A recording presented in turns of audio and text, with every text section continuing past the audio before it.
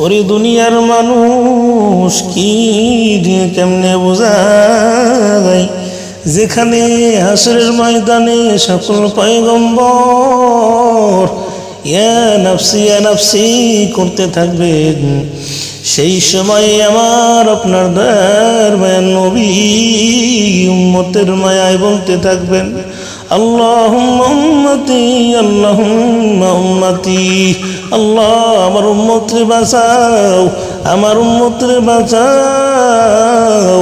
হযরত আলী বলেন, নবী যখন দুনিয়া থেকে বিদায় নিলেন, নবীকে যখন রওজা মোবারক রাখা হবে, শেষবারের মতো নবীর চেহারাটা দেখার জন্য ছুটে গেলাম নবীর কাছে।